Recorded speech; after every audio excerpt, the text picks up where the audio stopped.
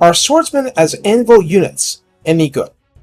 Now, I'm posing this because a lot more people are going to come back to playing Empire and Warhammer 3 very soon, or at least I expect this is the case. And there is received wisdom that was developed in Total War Warhammer 2 to the effect of, Spearmen with shields are the best anvils, recruit no other melee infantry ever! I have some responses to this, but I'm going to show you an image from one of my experiment campaigns now. When Vlad comes at you with an army like this, swordsmen are not going to be enough, and that's just fact. So everything we're talking about is for different cases. So with that out of the way, Spearmen with shields have wonderful melee defense, but they have miserable melee attack unless you are fighting larger than man-sized units. And even if they are, even with the charge reflection mechanic working for brief periods of time, they are limited in armor-piercing ability, so they take a plunge in effectiveness if the enemy units are heavily armored. That isn't to say they're useless. I have memories of Marauder Spearmen of Tzeentch holding off Cold One cavalry for quite a long time, and Horned Ones for a half-decent time, but that was in a previous game build. But how about lots and lots of foot soldiers? That's where it gets dicier. Swordsmen are the epitome of early game balance, actually a trifle more expensive than Spearmen with shields. This was not always the case, but CA noticed how they were performing and adjusted. Leadership is the same, melee defense starts at 32 rather than 42 for the Spearmen, and against foot opponents, it's 32 melee attack versus 20. Nay, say some, it doesn't matter, Spearmen don't kill people, arrows and bolts and bullets kill people. As in, your missile infantry. Well, here's the issue. When this is the main question for you, early in a campaign, we have a blanket rate of fire nerf to missile units coming from Warhammer 2 into 3 to contend with. Put simply, yes, over time, the missile units can kill to the same degree, but not as quickly.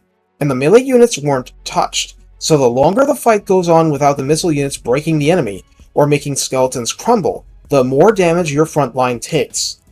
This dovetails into a less obvious issue.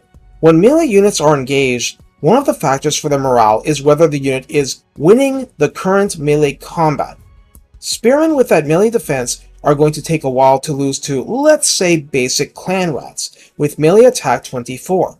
But they will lose. It might take an excruciating amount of time, but they're still losing, and they only come in with morale 60, same as the swordsman. On the contrary, the swordsman will win that combat, so even if they take significant casualties in the process, or 3 units of swordsmen take heavy casualties against 5 clan rat units, they'll hang in that fight longer compared to spearmen, purely because they're winning the current engagement and they haven't lost hope. They're not waiting to die. They're actively killing the Skaven in the desperate hope that the enemy runs out of rats. The more chaff-y the enemy, the more this is true.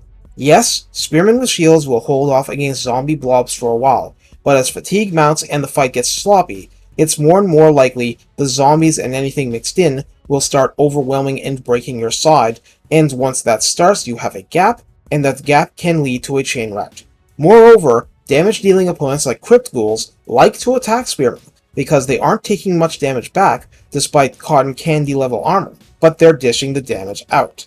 Swordsmen, basic tier 1 swordsmen, will keep them more honest, reducing the burden on your missile units to help wipe them out. Together, they can do that. Alone, it's hard, and, well, obviously Crypt Ghouls, direct combat versus archers and crossbowmen is a foregone conclusion. It's the combination that's deadly, not just one part. Neither of these units will do much beyond buying time if it's something like Grave Guard or Chaos Warriors, but very few of your infantry units will. The final difference, I'll bring back the building tasks. To recruit spearmen with shields, you need a tier 2 settlement and a tier 2 basic military building in them. Swordsmen can be recruited from a tier 1 basic military building in any settlement that's not literally ruins. Yeah, it'll cost a bit more gold per unit, but your cost performance against man-sized targets is really good. Once again, I'll bring up the Vlad army because there is an expiry date on this early game effectiveness, and you will hit it. But if you're fighting mass chaff that can still be hurt by base damage in melee, swordsmen are not a bad option, and that's something you need to keep in mind. Though not having to take Helmgart on the 5th or 6th turn is going to be a huge boost to France's campaign, for instance, and that'll be in patch 5.0, regardless of if you have Thrones of Decay or not. So that's my tactical advice for now. A lot can work, but it's a matter of circumstance. If you're facing a vampire army with 10 zombie units, 3 skeleton warriors, and 3 skeleton spearmen, swordsmen can really help you ease the burden on your ranged and your other forces. Just keep something handy for the 1 unit of Black Knights, right? This comes up. Take care, and have fun hacking away at the foul beasts.